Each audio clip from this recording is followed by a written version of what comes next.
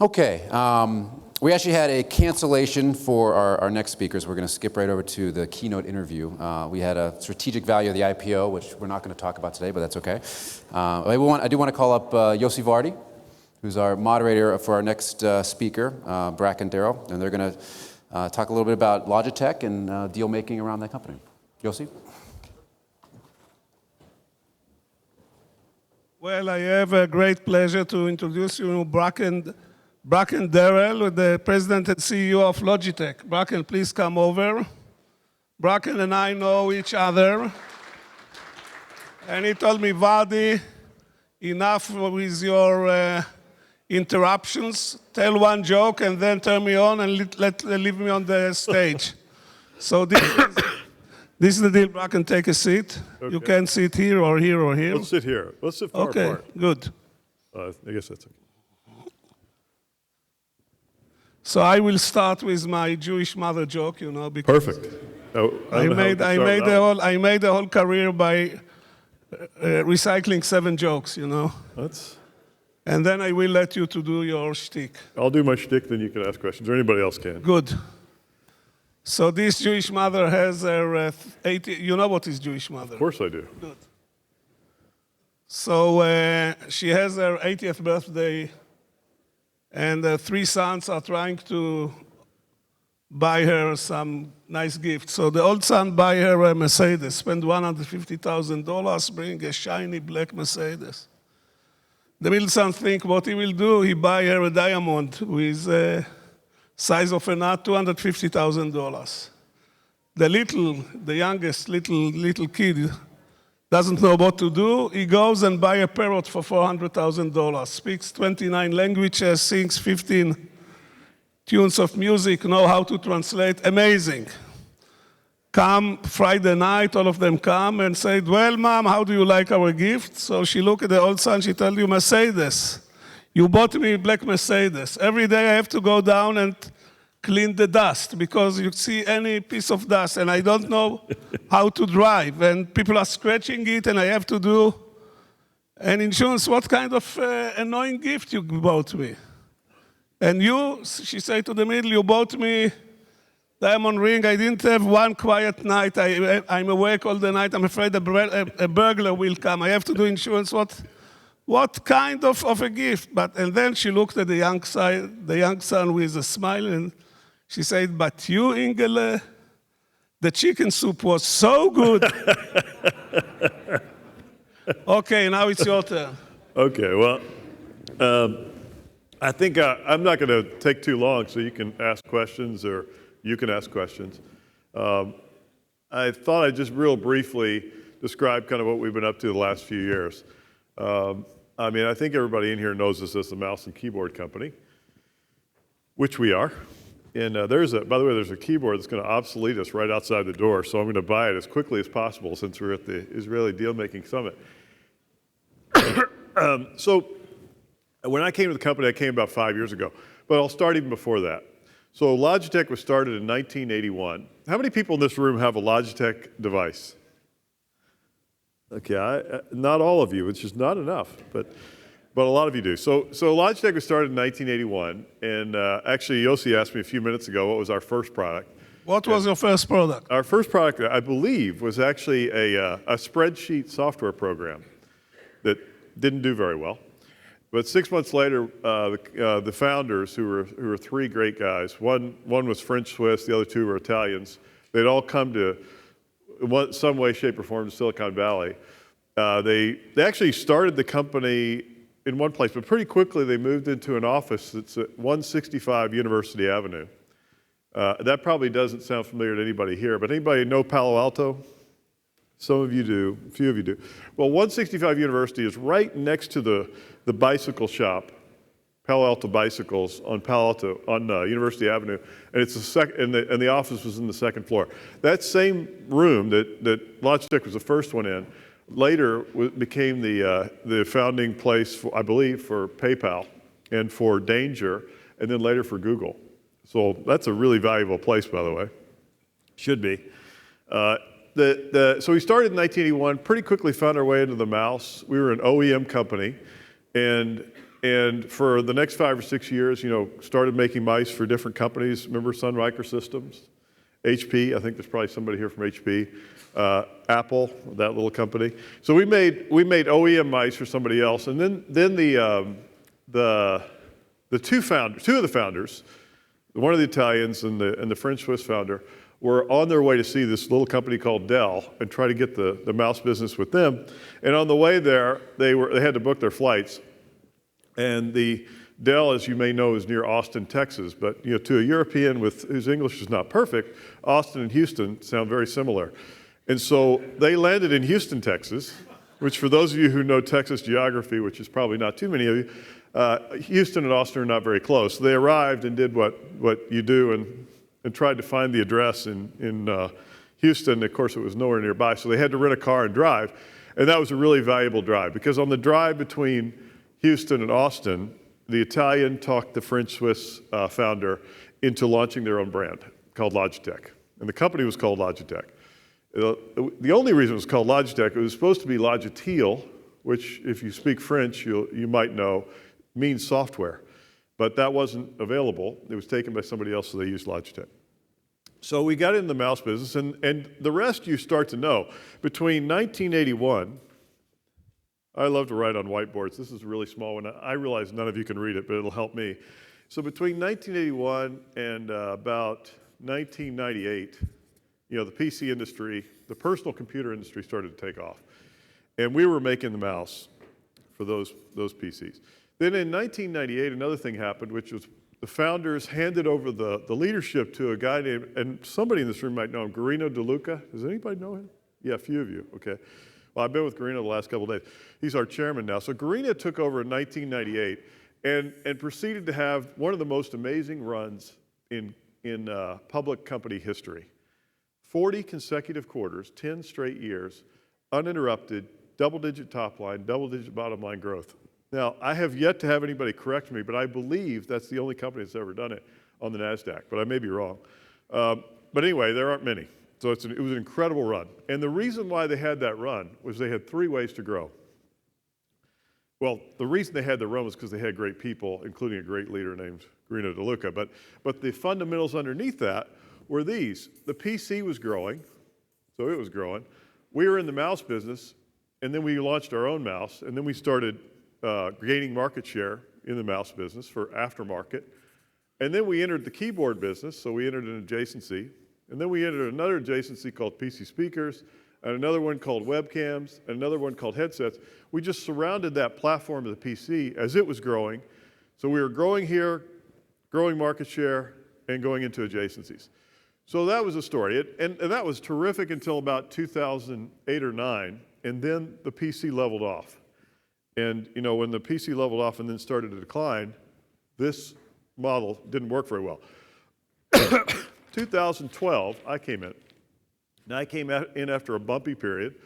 There were, companies almost never have a continuous run of success, so we didn't. So we had some tough things that happened. But the toughest one was that the core platform that drove the business growth was stable or even declining, and it is declining. So the PC was declining.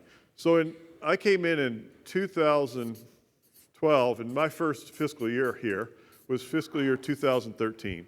And our revenues were that year declined 7%. So, and I actually made it worse than the prior year, so they did a great job selecting me. Our operating income was $67 million, which was probably about the company's 35 years old, it was probably a 25-year low. Our stock price was at about $7, between $6.50 and $7. And you could have bought the whole company, enterprise value, if anybody knows what that means. The enterprise value, which is the value of all the stock out there, less the cash that you have on your balance sheet, you could have bought the whole company for about $1.1 billion. Okay, so that was my first really successful year, which was when I almost took this thing right into the ground. But we put something in place, which was good. So we started a process. It's very sophisticated, so it may take me a little time to explain it, called trees, plants, and seeds. And trees, plants, and seeds was the really, really overly simplistic analogy that virtually any company that's been around for more than 10 years is doing, whether they talk to people in public about it or not. But this was mainly for us internally. So the tree was the big old tree, which was on its way to its deathbed, in my view. It's going to fall over and turn into lumber, was the PC peripherals business. The plants could be new businesses, and the seeds would be things we try to create that might be new businesses one day. It's really that simple. So we took 75% of the resources out of the plant business, which is the PC peripherals. We kind of quietly inside the company, people didn't even realize it, we moved them over into new things, project by project, into Bluetooth speakers, into tablet accessories, into what we call video collaboration, back into another PC business called PC gaming, which sounds like a PC business, but it's really not. It's a gaming business, and it was growing nicely. So we moved into that, and then we started creating, small businesses within, or small potential businesses within called seeds. So we created these seeds things. So we started down this path, and we did a restructuring, all the things that, bad companies, or companies in a bad situation do. We restructured, we took out, about a quarter of the vice presidents and directors. We took out 13% of the total workforce. It was an ugly period that was not fun. And we did this other thing that we said, and this came from my past, we said, we're going to be a design company. And the reason we were going to be a design company was I was convinced I had this big idea, which was we'd become a design company in the technology space. Clearly, Apple was the preeminent design company, but we wanted to be another kind of design company, a little one, that really centered ourselves on design. What I didn't know at the time, took me about a year to figure it out, was that Logitech had always been a design company. When Garina and DeLuca ran the company, at least under a lot of definitions, they were very centered on design. But I thought I was doing something unique, and Garina was kind enough not to disagree with me. Now we did this model, so we moved 75% of the resources out, we moved it all over. 3 years later, it worked pretty well. So by the end of our 2016, we were growing 9%. Our operating income had gone up to, basically gone up to about 175 million. Our stock had more than doubled, and I don't know what our enterprise value was. So now, meanwhile, we'd already actually, within the first year, we were actually doing something a little less organic or simplistic than that. We had divided our business up into pieces, and we said we're going to be in 5 markets. 5, not markets like categories, but 5 broad kind of market areas. So the first market area was what we called creativity and productivity. When you've got a business that's declining, if you give it a better name, it has potential. So we took the PC peripherals business and we put the tablet business that had also begun to decline, and we called it creativity and productivity. So we were already in most of the categories that would fall in that space: mice, keyboards, headsets, PC speakers, you name it, all these things.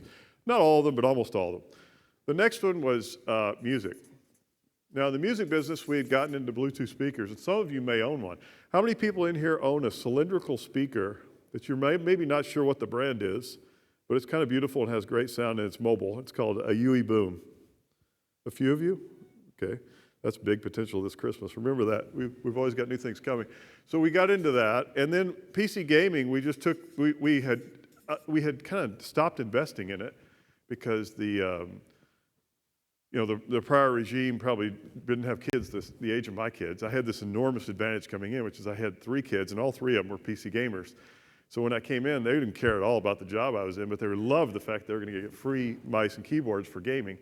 So when I came in, I immediately moved a whole bunch of resources over that, and I was lucky that it was a good time to do that. So we got back into that business, and there are other areas in here, VR and AR and simulation, that we're not in, but basically we reinvested back into this. We created this thing called video collaboration, which I won't try to explain today, but it's basically just low-cost equipment. And then finally, in the smart home, we made remote controls, universal remote controls, Harmony. Anybody in the room have a Harmony universal remote control? Do you like it? Yeah, most people who have it love it. Very few people have it. It used to take about a weekend to set up, which was kind of a disadvantage of the category. But now it's much simpler, and I recommend it. So this is the business that basically we were in, and we proceeded down this path. And the cool thing about this is we have 3 ways to grow. This is going to sound familiar. First, we could grow essentially with the markets. Now, these markets are not growing, but these are. Mostly these are. Now, why? Because we have a new platform. It's not the PC, it's the cloud. let's start with the one that's the least intuitive. So PC gaming doesn't sound like a cloud business, but it is. Because essentially the reason PC gaming is successful is because essentially you can play with people from all over the world. The games are constantly updated, and it's very low cost. So it's a gaming business. It's a cloud business. So PC gaming is a cloud business, and we make the peripherals for that. Bluetooth speakers don't seem like a cloud business because basically you have your phone, you connect it with Bluetooth, and you play the music. But it is, because basically the growth of the Bluetooth speaker business overlaps completely with the growth of streaming music. Spotify, Pandora, Apple Music. So that's clearly a cloud-based business driven by streaming music. Video collaboration grows completely because cloud-based video conferencing is growing, and I could go on. So these categories are growing. So basically we have 3 ways to grow. One is the growth of this platform called the cloud, and we can create peripherals around it. The second one is we can grow market share. Each of these have market share potential, and we're pretty good at innovating within a space. We don't always win, and we don't always grow market share, but we're pretty good. And the third one is we can enter new things. There are lots of things in here, just these 3, and I only drew 3, but there are a lot. We can add other products around that, and we can also start to peripheralize other cloud-based services, whether they're consumer or B2B. So 3 ways to grow. And now we're at a deal-making conference, so I'll tell you where deals fit in, if they do. Where deals fit in is those little seeds that I talked about, we're still doing this. So we're still very heavily doing this. But where we use acquisitions is, and they're usually really small, is where we can accelerate or differentiate something we're already doing. We almost never just do something to try to get into a new space. If we do something that looks like that, it's because we were already working on it. So we do deals. So here's what's happened over the last few months. So we've gotten into the Bluetooth earphone business. We've gotten into the simulation business. We've gotten into a new kind of control. We've gotten into in-home cameras. So we're systematically entering a few more spaces. And the results have been okay, pretty good actually. If you look at us so far this year, our current guidance, which our year ends tomorrow. So we have one of those strange fiscal year ends.